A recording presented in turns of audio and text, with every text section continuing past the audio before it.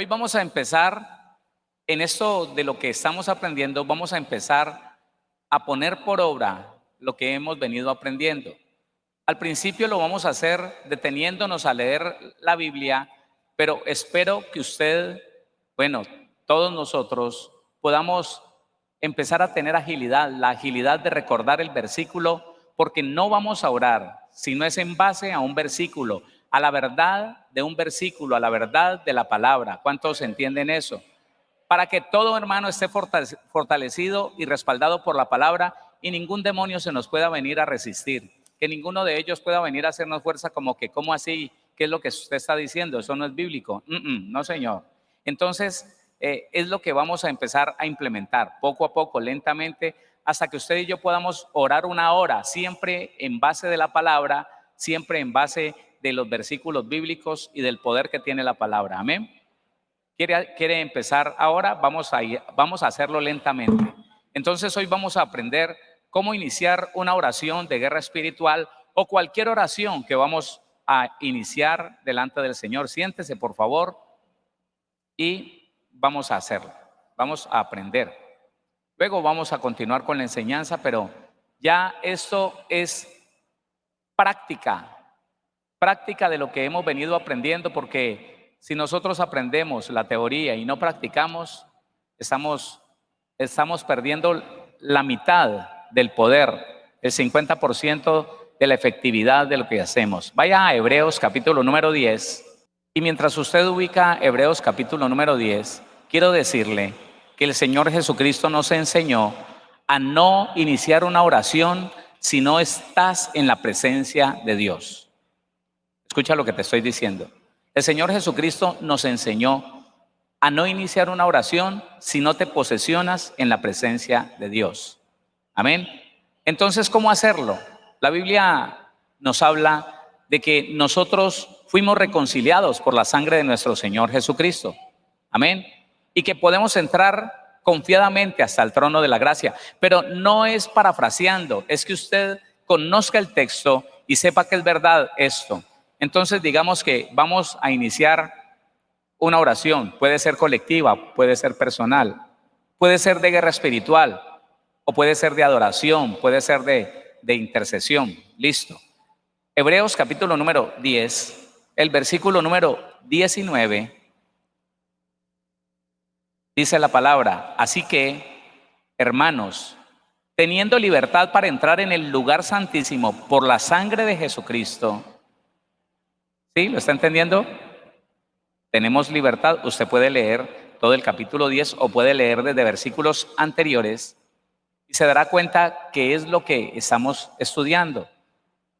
Estábamos de enemigos con Dios, estábamos alejados del Señor, pero por la sangre de Cristo ahora somos cercanos al Padre. Dice la Biblia: así que, hermanos, teniendo libertad para entrar en el lugar santísimo. ¿Por qué tenemos libertad para entrar ante la misma presencia de Dios? Por la sangre de Jesucristo. ¿Y dónde está la sangre de Jesucristo? ¿Dónde está la sangre de Jesucristo? ¿Dónde? Diga, en mí. Ahora diga, está activa en todo momento sobre mí, en mi vida. Claro, ella fue la que te justificó. Entonces, escucha esto. Nos posesionamos como lo que somos, hijos de Dios. Señor, hoy entro confiadamente por la sangre de Cristo hasta tu misma presencia. Hermano, mire, le cuento algo. Cuando usted cree lo que dice la Biblia y se puede posesionar en el mundo espiritual, en este lugar, en el lugar del trono de Dios, los demonios no lo pueden engañar. Les es difícil decir una mentira, y cuando tú dudas de lo que el demonio está diciendo, le preguntas, ¿lo puedes repetir aquí delante de la presencia del Señor? Si es mentira, no lo vuelven a repetir. No.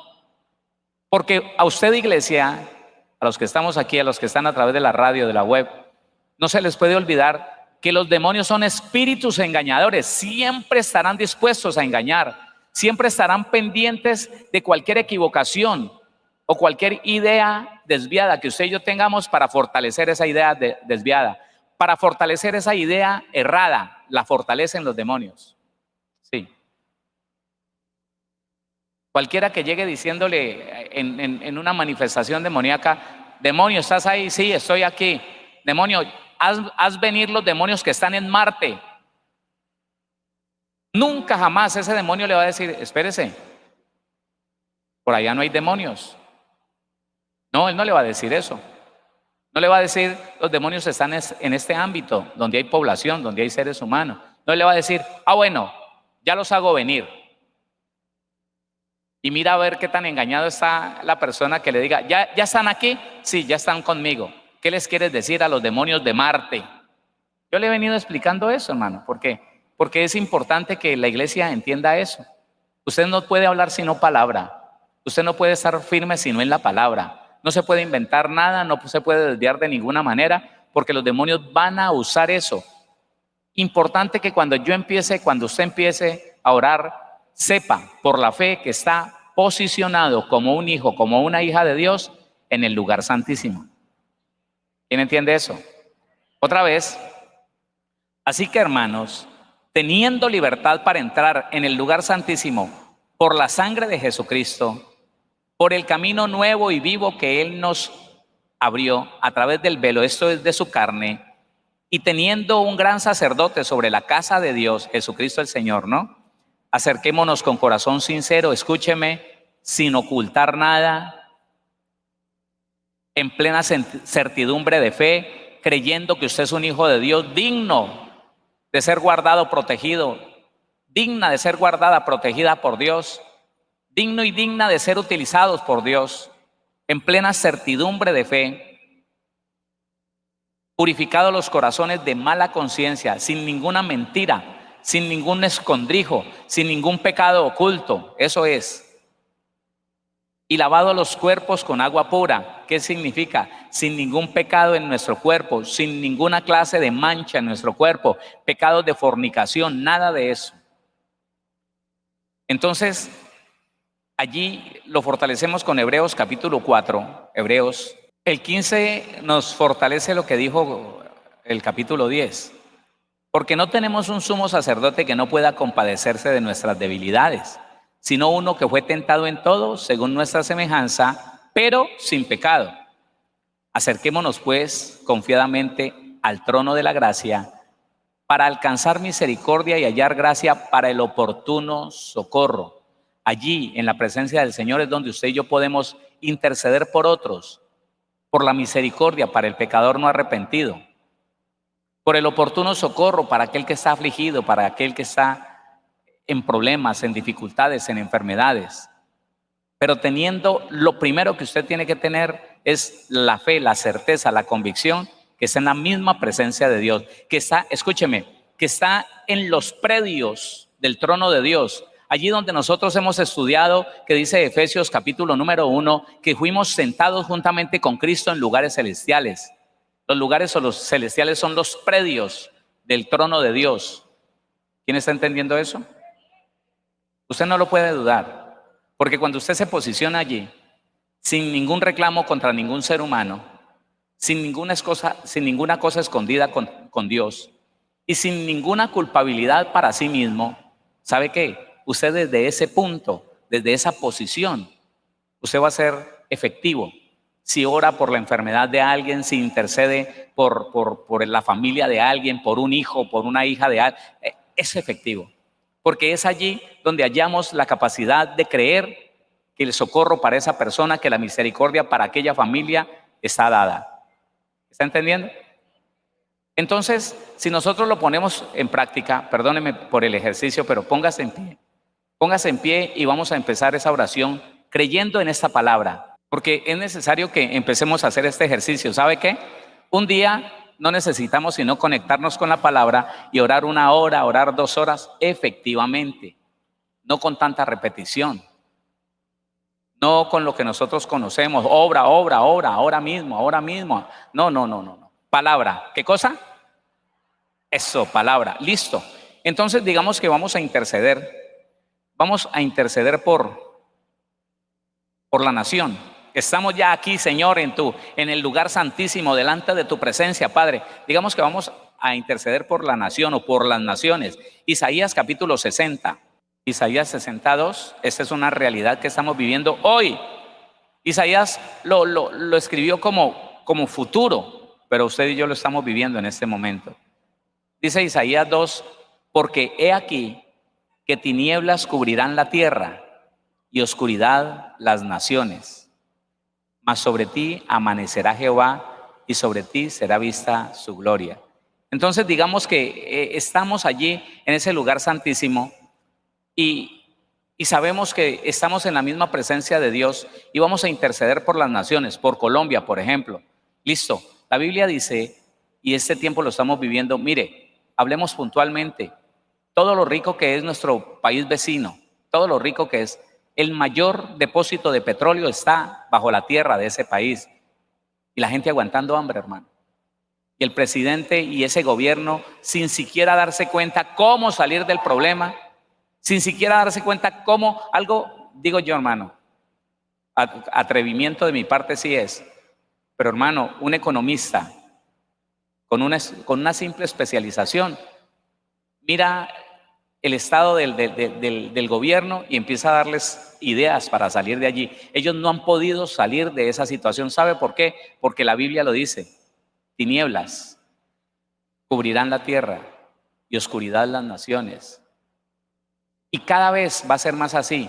¿Ya se dieron cuenta lo de Estados Unidos? ¿Qué es lo que viene con este nuevo presidente a los Estados Unidos y a gran parte de la tierra, de los países? ¿Qué viene?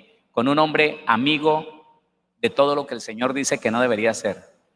A ver, ¿qué viene? Viene oscuridad. Porque hay quien patrocine lo malo, lo que a Dios no le agrada. Porque van a fortalecer y van a obligar aún, van a sacar leyes para que la gente acepte el pecado. ¿Está entendiendo lo que le digo? Entonces, cada día los países se van sumergiendo más en tinieblas, más en oscuridad. Entonces allí, en esa presencia del Señor, empezamos a decirle: Padre, oramos por todas las naciones de la tierra. Señor, hoy nos ponemos delante de ti, Rey de Gloria. Padre, en favor de esas naciones, Señor. Mira lo que está pasando, Rey de Gloria. No dudamos, Señor, de que tú pones y quitas reyes, Señor. Pero ten misericordia de los que no se han arrepentido. Ten misericordia, Señor, de esas naciones. Ten misericordia, socórrelos, bendito Dios, porque cada día se sumergen en esas tinieblas, en esa oscuridad, Padre Celestial. Y ahí vamos conectando una cosa con otra. Y si usted quiere orar por Colombia, por Venezuela, por Ecuador, por Brasil, por todo lo que quiera, ahí tiene usted la base bíblica. ¿Sabe por qué? Porque aunque la tierra sea cubierta de oscuridad y de tinieblas, sobre ti resplandecerá la luz del Señor. Sobre ti resplandecerá la luz de Jehová. Claro. Entonces, como nosotros somos luz, tenemos la capacidad, el poder y la autoridad para interceder por los que están en tinieblas. Y recordamos eso, le recordamos a los demonios que nosotros somos luz, hijos e hijas de Dios. Y mire cómo entonces vamos conectando una palabra con otra y vamos avanzando en la oración. ¿Sí? Allí nos podemos quedar no sé cuánto tiempo, Señor. Si nos hemos dado cuenta qué está pasando en Dinamarca, qué está pasando en España en este momento, en Francia, lo que está pasando en los Estados Unidos, pues hermano, tenemos motivos para interceder. Escuche esto, estamos en el mismo trono de la gracia, en los predios donde los demonios no se te pueden ni arrimar, por la fe. Justificados pues por la fe, tenemos paz para con Dios. Listo, entonces ahora estamos intercediendo por la tierra, pero digamos que no vamos a empezar a interceder por la tierra, digamos que vamos a empezar a interceder por los seres humanos, por diferentes personas. Primera a Timoteo, capítulo 2, versículo 1 y 2. Dice la palabra del Señor: exhorto ante todo, Pablo nos da ánimo, exhorto ante todo a que se hagan rogativas, oraciones, peticiones y acciones de gracias por todos los hombres. Digamos que entonces estamos ubicados allí en el trono de la gracia, en los mismos predios del trono de Dios, y empezamos a orar por todos los seres humanos, por todos, por familias ricas y pobres, por personas que pueden tener acceso a la universidad, por los que no pueden ir ni a un colegio, por los que tienen comida en abundancia, alimento en abundancia, por los que no pueden comer. Y empezamos, hermano, basados en este texto, a orar por todo lo que usted, el Señor, le ponga en su corazón. Y dice el versículo número 2 que esta es otra segunda, como una segunda parte para la oración, otros 15, 20 minutos de oración por los reyes, o sea, presidentes, primeros ministros, gobernantes de los países, por los reyes y por todos los que están en eminencia. La eminencia la causa la autoridad, los que rigen los destinos de un país. ¿Quiénes son? El Senado, la Cámara de Representantes. Bueno, usted lo conoce. Por los reyes y por todos los que están en eminencia, para que vivamos quieta y reposadamente en toda piedad y honestidad. Ahí está. Entonces, en vez de empezar a orar por la tierra entera, usted puede empezar por la gente de su país. Señor, estamos orando por todos los habitantes de Colombia, por los colombianos y los extranjeros que están en este país. Señor, te rogamos, bendito Dios, que vuelvas tus ojos a Él, Señor amado, que cada uno de ellos, Rey de Gloria, pueda conocerte a ti. Estamos orando allí.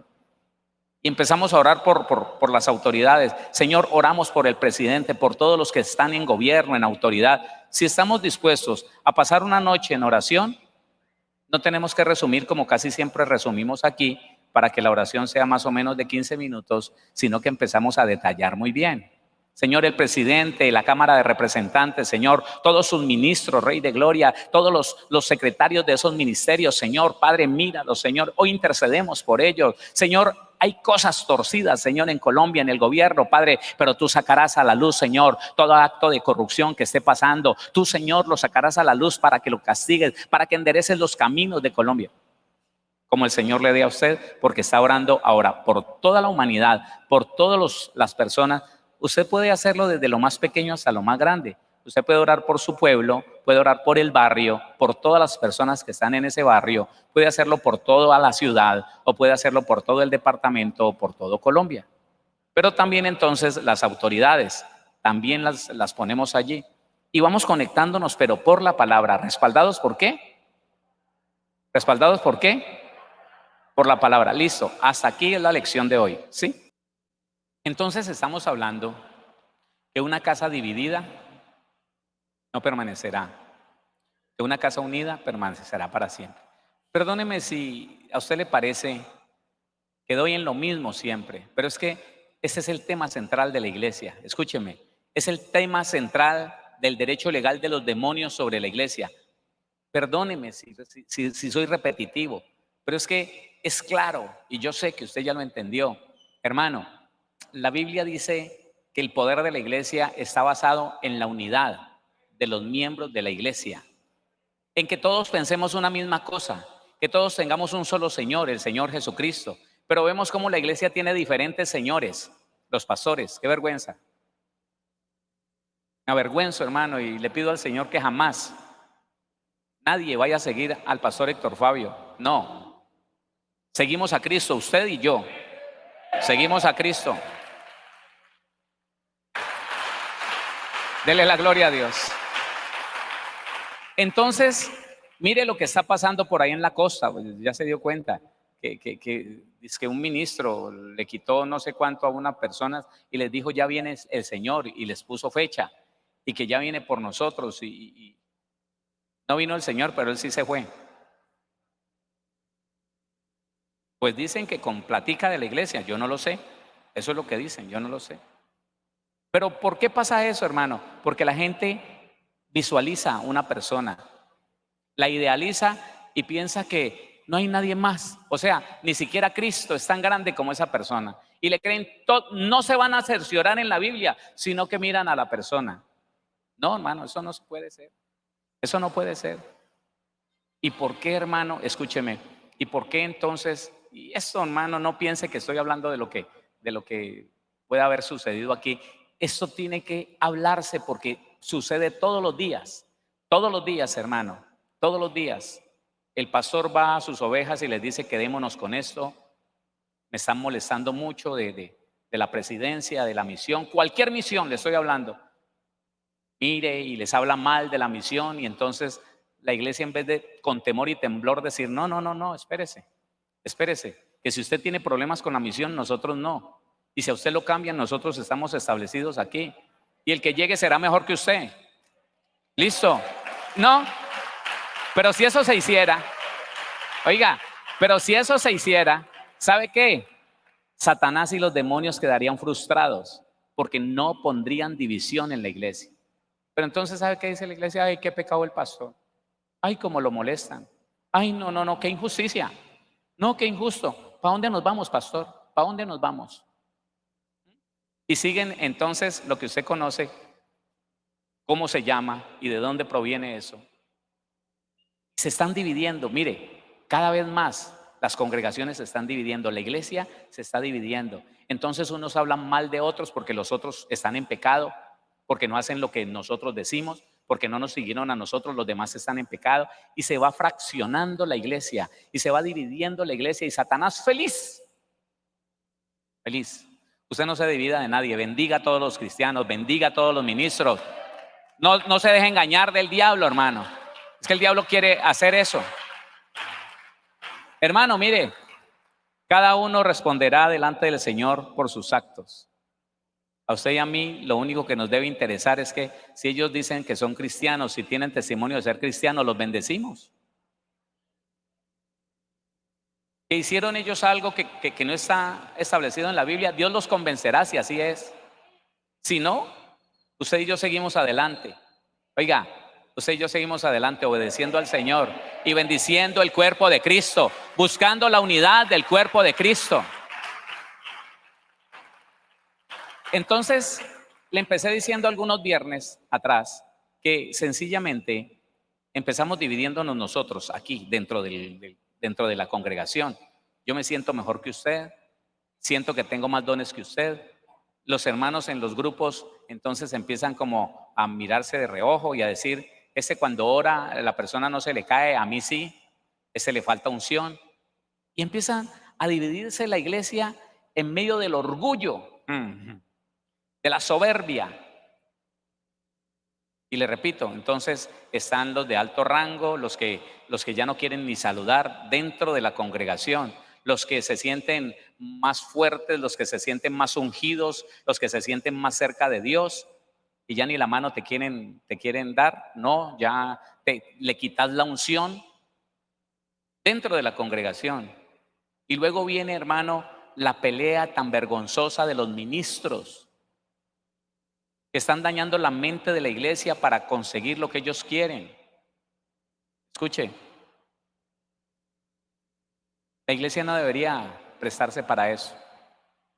Y yo realmente se lo digo, no porque usted esté aquí, lo felicito, porque usted sabe que Dios lo puso en un lugar, no con una persona. Usted lo puso, Dios lo puso en un lugar. Allí serás edificado, allí serás perfeccionado, allí le vas a servir al Señor, allí vas a potenciar tus dones, su ministerio, porque así es Dios. Nunca, ni siquiera en el Antiguo Testamento, Dios dice, con la persona que te puse, no, en el lugar donde te establecí, en el lugar donde te puse. No importando cuál era el sacerdote, en el lugar donde te establecí, en el lugar donde te puse. Ahora, si resulta que usted está en una congregación y empieza a escuchar que el ministro se tuerce, se desvía, empieza a enseñar mal, pues sí, hermano, corra antes de que lo engañe esa palabra mentirosa. Váyase, salga de ahí. No siga exponiéndose a la mentira que repetida y repetida muchas veces al final la va a creer. Sí, hermano, usted comprueba que no, espérese, esto no es de Dios, esto no es conforme a la palabra, huele. Pero salir que porque el pastor dijo me voy, no, váyase usted, que Dios lo bendiga. Sí, hermano, porque esa división es la que el diablo está aprovechando. ¿Sabe para qué? Para cada día alejar más, escuche, para cada día alejar más el poder de Dios de la iglesia. La gloria que me diste les he dado para que sean uno. Y en esa unidad es que, hermano, los demonios tiemblan. ¿Usted cree que es lógico? ¿Usted cree que es razonable que en una congregación cualquiera que sea, lo vi yo, recién convertido, lo vi, hermano? Entonces empezaba el pastor a ministrar, él lo hacía los miércoles, me parece, no sé. Empezaba a ministrar y la primera vez, entonces, Se tiró por allá al piso una señora, gritó, soltó el zapato por allá, tiró patadas, tumbó unas cuantas sillas y los sugieres se le fueron encima, la doblegaron. Y ella, ¡ah! Primer miércoles. Segundo miércoles fueron 3, la señora, un hombre y una muchacha joven. Ya iban 3. Cuando íbamos en 3 meses de ministraciones de guerra espiritual los miércoles, entonces eran 6 o 7, los mismos de siempre. ¿Qué es eso? ¿Eso no es una burla para la iglesia de Cristo? Porque es que, hermano, yo ayudaba, yo me le tiraba encima a la persona, le agarraba una pierna o le agarraba un brazo. Una vez le dejé morado esto aquí porque lo apreté tanto a un muchacho. Lo apreté tanto y me levantaba, hermano, me levantaba. Para poder que tuviera libertad el ministro de liberación de acercársele al oído y decirle: fuera espíritu inmundo, fuera, sal de ahí, sal de... No, pues una otitis le quedó a ese hombre, mínimo. Pero ¿sabe qué? A los 8 días, esa misma persona resultaba con la misma manifestación, los mismos gritos, las mismas patadas, y uno de ellos hablaba, y la iglesia temblaba. ¡Ay, los demonios! No, hermano, eso es falta de respeto de los demonios en una congregación. Claro, eso es falta de respeto. Por eso, porque no hay unidad. Porque dice la Biblia de la unidad que una casa unida permanecerá para siempre. Una casa unida nunca será derribada porque hay fortaleza, hay poder, hay autoridad en la unidad que nace y crece y se fortalece en Cristo Jesús. Eso es. Entonces, meditemos, hermano, cómo es que nosotros tenemos que empezar a desechar el pensamiento de que somos mejores que otros o que somos menores que otros. Eso también es división. Cuando usted se siente indigno, cuando usted no le cree al Señor que la misma sangre que me limpió a mí lo limpió a usted, y que esa misma sangre tiene el mismo poder para que usted pueda con confianza acercarse hasta el mismo trono de la gracia, así como me puedo acercar yo. Cuando alguien se me acerca y me dice: pastor, usted que está más cerquita de Dios, yo le digo: usted no ha entendido el evangelio. No lo ha entendido. Usted está dividida del cuerpo. Usted se siente excluida de Dios. ¿Es así o no? ¿Es verdad eso o no? Claro, yo estoy por acá rezagada. Yo, aunque me arrepentí y vengo a la iglesia y leo la Biblia y trato de obedecer la palabra, Dios no me tiene tan cerquita como lo tiene a usted. Eso es una mentira, hermano. En otro tiempo, por el ego del ministro, al pastor le gustaba oír eso. Y sí, hermano, de hecho yo siempre he sido raro. Y recién llegué a la iglesia, le escuché algo al pastor, fui y le dije: pastor, me parece que la Biblia dice otra cosa, pastor. Me dijo: hermanito, es que usted lo está viendo desde el punto de vista de oveja. Yo lo estoy viendo desde el punto de vista de ministro. ¿Cómo me dejó? Me dijo: chite, no diga nada. Usted no entiende, ¿o no? Él se posicionó por allá arriba y me dijo: usted no entiende, usted no sabe. Y eso es división. Y Satanás se alegra cuando alguien se siente más que otro, o cuando alguien se siente menor que otro. Satanás se alegra, porque eso es la división. Efesios capítulo número 4, versículo número 1. Yo pues, preso en el Señor, os ruego que andéis como es digno de la vocación con que fuiste llamado. ¿Qué es vocación, iglesia? ¿Qué es vocación? Inclinación por algo, gusto por algo. Como cuando alguien dice: ay, yo quisiera estudiar tal cosa. Eso es vocación. Digno de la vocación con que fuisteis llamados, con toda humildad y mansedumbre. Eso es lo que necesita la iglesia toda para poder unirse. Humildad y mansedumbre. ¿Sabe por qué? ¿Sabe por qué? Porque un corazón herido es lleno de orgullo. Un corazón herido es competitivo. Escuche esto.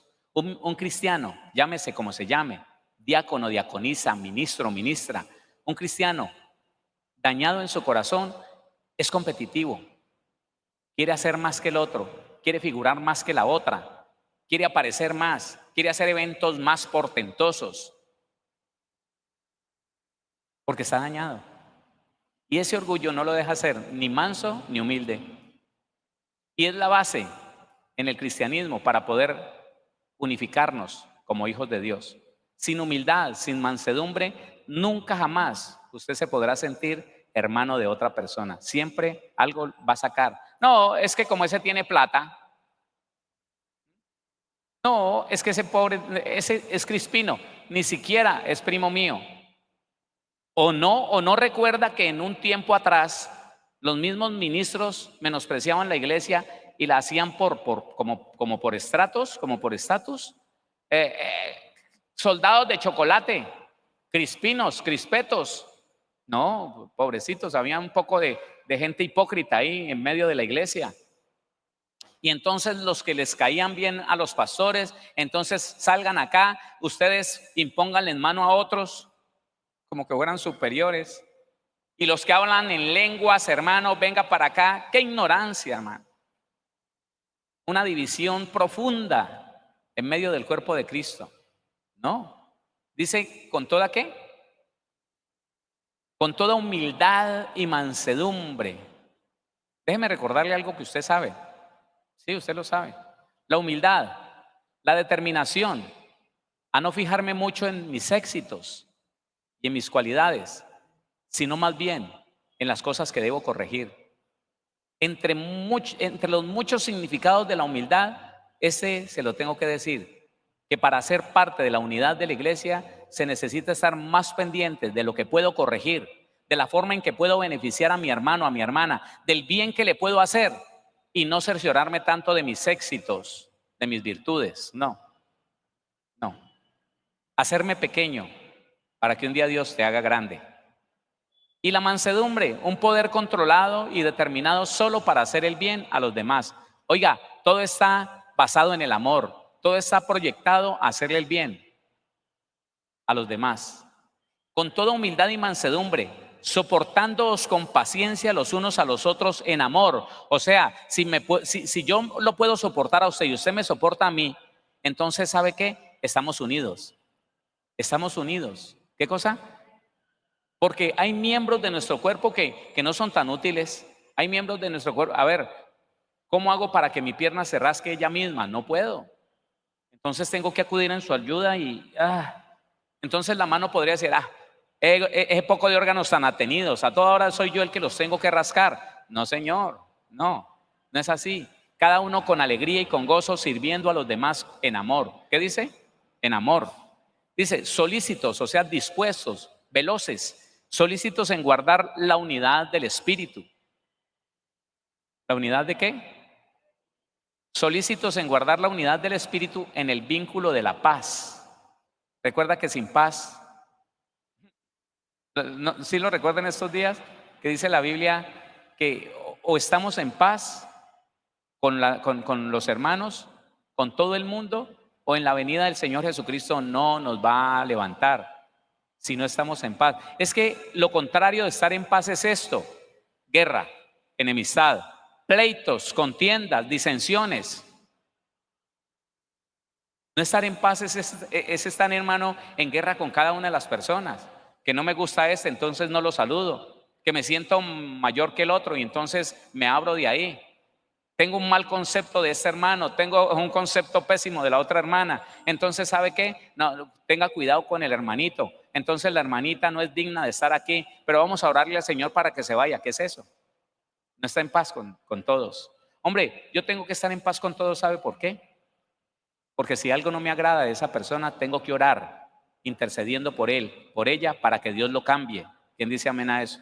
Tenemos que tener un vínculo, se llama el vínculo de la paz. ¿Cómo se llama? Y el vínculo es una unidad, el vínculo es una asociación, el vínculo es como eso, un vínculo. El uno sujeto al otro.